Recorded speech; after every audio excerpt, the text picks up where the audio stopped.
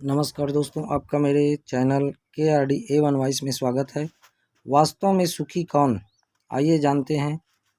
एक भिखारी किसी किसान के घर भीख मांगने गया।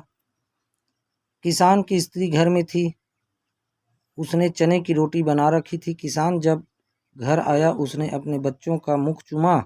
स्त्री ने उनके हाथ पैर धुलाए, इसके बाद वह रोटी खाने बैठ गया।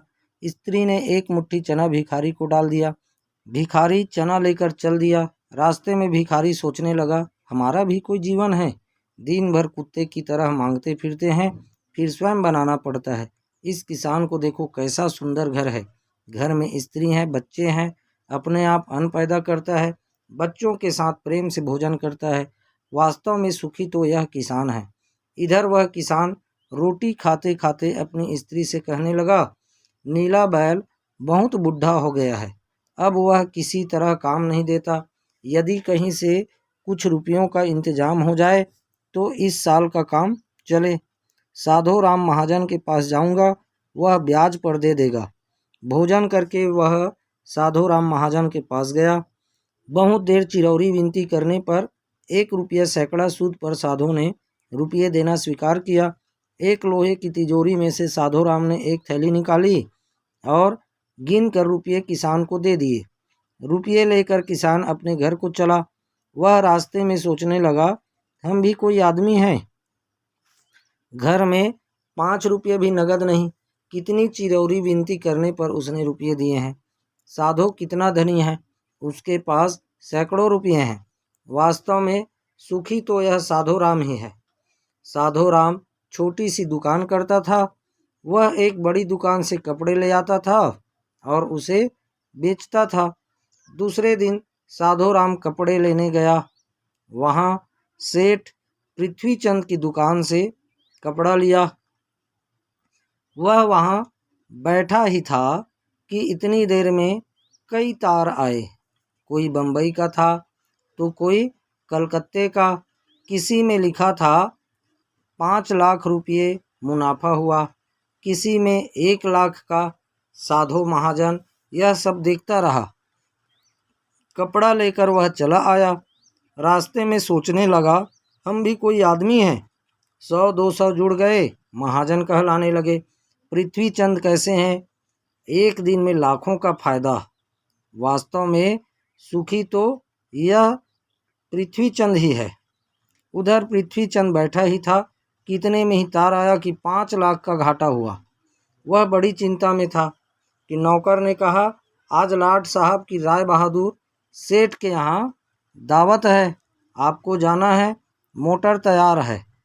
पृथ्वीचंद मोटर पर चढ़कर राय बहादुर की कोठी पर चला गया। वहाँ सोने चांदी की कुर्सियाँ पड़ी थी। राय बहादुर जी से कलेक्टर, कमिश्नर हाथ मिला रहे थे। बड़े बड़े सेठ खड़े थे।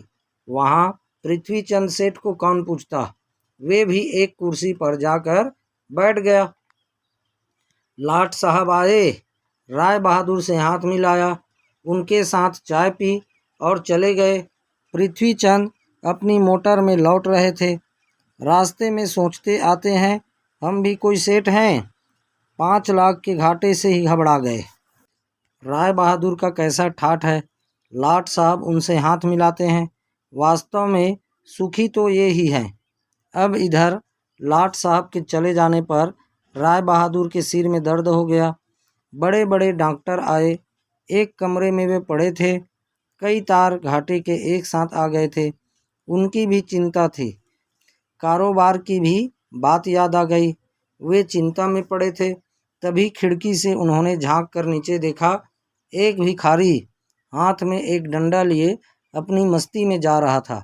राय बहादुर ने उसे देखा और बोला, वास्तव में सुखी तो यही है। इसे न तो घाटे की चिंता, न मुनाफे की फिक्र। इसे लाट साहब को पार्टी भी नहीं देनी पड़ती। सुखी तो यही है। दोस्तों, कहानी से हमें शिक्षा मिलती है कि हम एक दूसरे को सुखी समझते हैं, पर वास्तव में सुखी कौन है, इसे तो वही जानता है जिसे आंतरिक शांति है, जिसे आंतरिक सुकून है। आप चाहे भिखारी हों, चाहे करोड़पति हो, लेकिन आपके मन में जब तक शांति नहीं है तब तक आपको सुकून नहीं मिल सकता। इसलिए मन में शांति रहिए और सुखी रहिए।